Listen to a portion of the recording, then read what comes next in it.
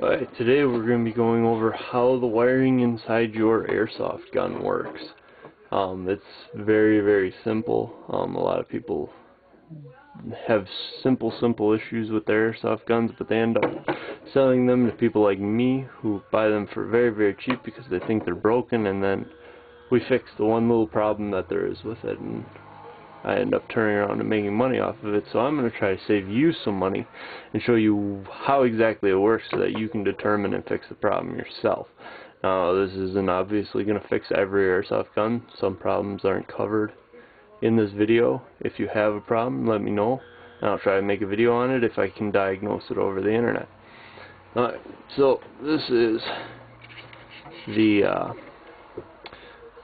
bottom part of a gearbox out of a MP5.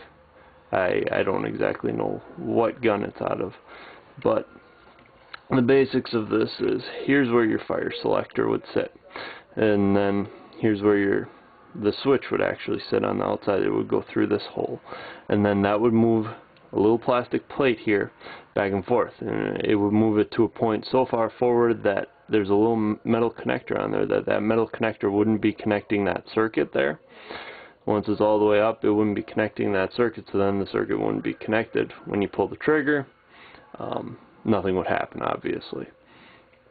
But once you turn the selector one way or the other, it would move this fire selector plate back, and then that would connect those two prongs there, just like I have done with the paperclip right now, because I don't have a fire selector I can show you with.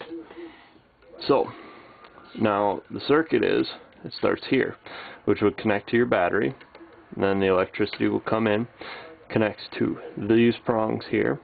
Now to continue the circuit, you have to have your trigger, which sticks in through here, and then that, when you pull the trigger, is going to connect that circuit there.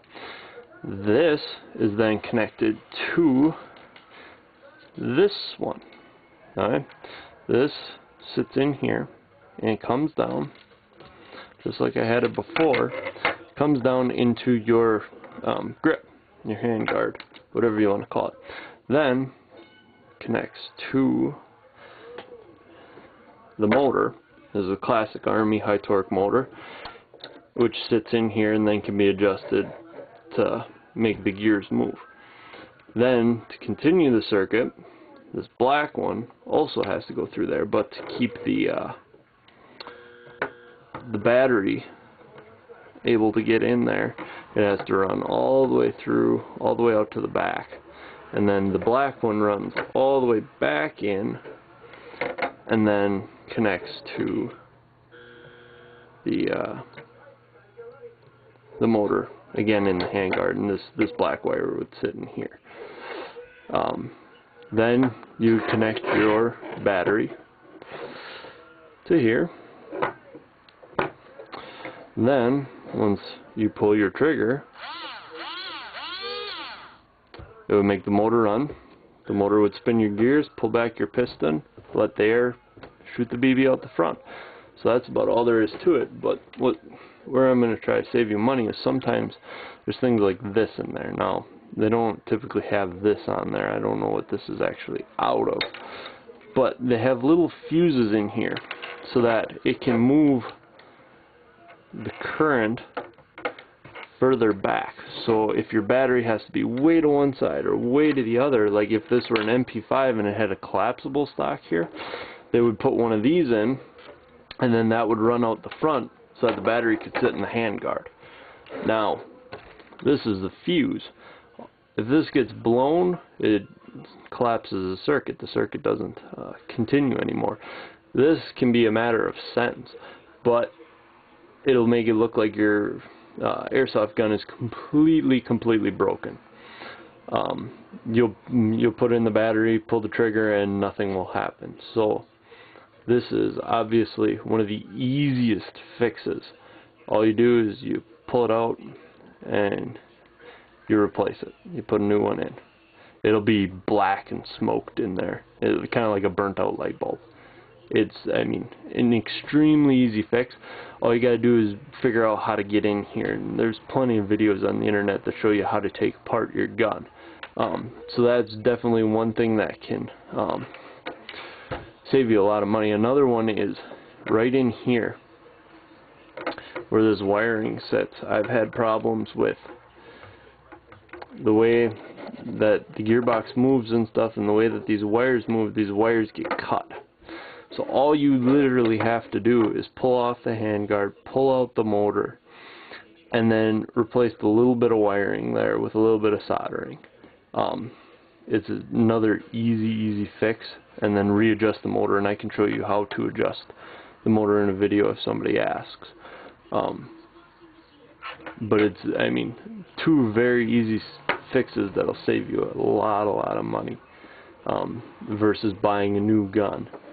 Another problem that I had was where the two electrical wires come out of the battery got too close and started touching, so it actually started sparking, and then this battery decided that it really didn't want to work with the current going right from there to there.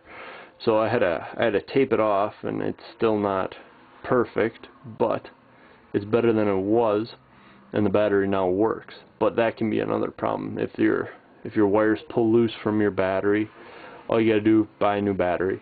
You know, the $30 for a new high quality battery is a lot less than the money for a new AEG, unless of course you're looking for a new AEG. So that's about all I got for you. Thanks for watching. Here's the gun with the fire selector switch that I was talking about in the last part, already on it. Now this slides back and forth, and when it's forward it pushes this little safety lever in, and that locks the trigger from going back. But once the fire selector switch in here turns and pulls back, it lines up that little copper with that circuit there, and then the trigger pulls. So that's a little bit more, a better visualization of what happens. And then this is where your motor would go in, right in there to spin your gears.